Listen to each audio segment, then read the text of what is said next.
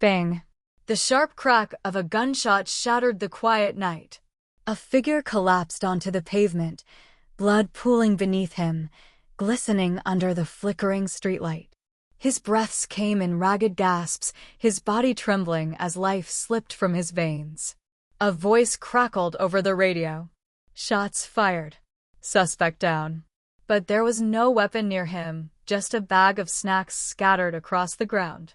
His wide eyes, filled with fear, locked onto the man standing over him, gun still smoking in his grip. I didn't do anything, the boy whispered, his voice barely audible. Darkness swallowed him. The night fell silent again. The streetlights cast long shadows across the sidewalk as 17-year-old Jamal Carter walked home from the local corner store. He had just picked up a bag of chips and a soda, earbuds in, music playing.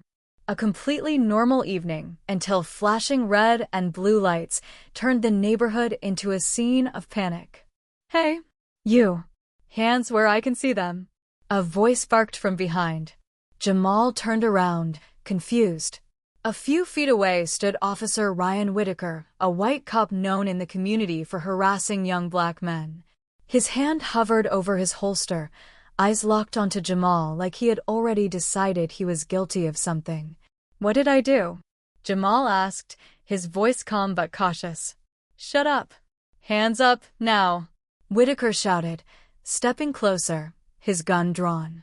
Jamal raised his hands slowly, heart pounding in his chest. I swear I didn't do anything. Bang. A single shot rang out. Jamal felt a burning pain in his chest as his knees buckled. The pavement was cold as his body hit the ground, his bag of snacks spilling beside him. His breathing turned shallow. The last thing he saw was Whitaker looming over him, his gun still smoking. Whitaker pressed his radio. Shots fired. Suspect down. Then he reached toward the ground, as if searching for a weapon, but there was none. Just an unarmed black teenager bleeding out on the pavement. Minutes later, sirens blared. Neighbors rushed outside, some filming with their phones. A woman screamed. A man shouted, "He didn't have a gun. You shot that boy for nothing." But Whitaker stood firm, face blank as backup arrived. Paramedics rushed to Jamal, working quickly to stabilize him and load him onto a stretcher. His mother, Angela Carter, came running through the crowd, sobbing uncontrollably. Please tell me my baby is alive." The ambulance doors slammed shut and sped toward the hospital. The neighborhood stood in stunned silence. But this was only the beginning. By morning, Jamal Carter's name was everywhere, on every news channel, every social media feed, every protest sign. The city was furious. He was just a kid, shot in cold blood. His family was broken. Angela couldn't stop crying.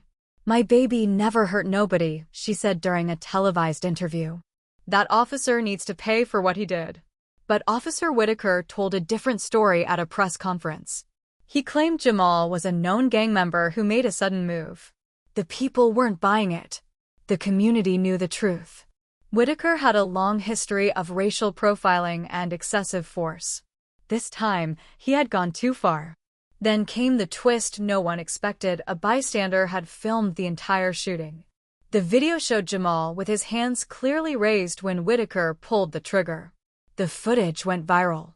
Protests erupted across Baltimore, where the shooting took place. Thousands filled the streets, chanting, "Hands up, don't shoot. Justice for Jamal." The mayor and police chief faced overwhelming pressure. Under mounting public outrage, the district attorney filed charges against Whitaker, attempted murder and civil rights violations. Meanwhile, in the hospital, Jamal fought to stay alive. He had survived, but the trauma ran deep. "I keep seeing his face," he told his mother. "Like he really wanted me dead." Angela held his hand tightly. "You're going to live, baby. And we're going to make sure he never does this to anyone again." The courtroom was packed. Protesters gathered outside, holding signs, chanting for justice. Inside, Whitaker sat with his lawyers, looking smug, confident. cops rarely got convicted. Jamal, still in a wheelchair, sat beside his mother.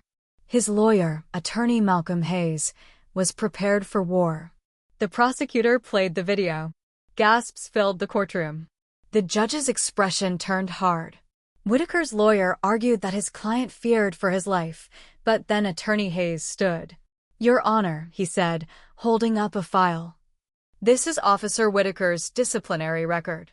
10 prior complaints for racial profiling, buried by the department." The courtroom exploded in murmurs. The judge banged the gavel. "Order."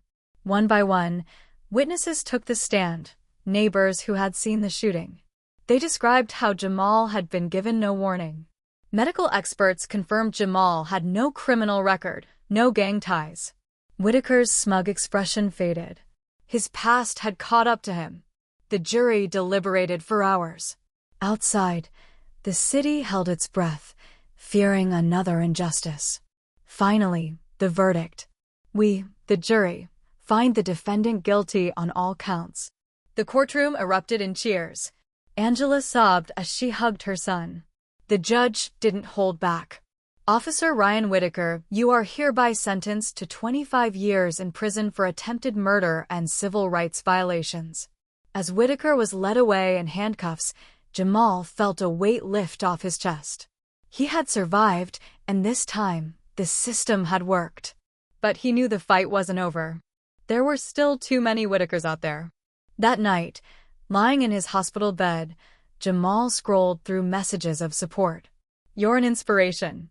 You fought back and won. Thank you for standing up."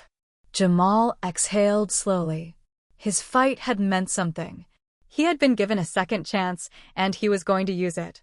Today, justice had won.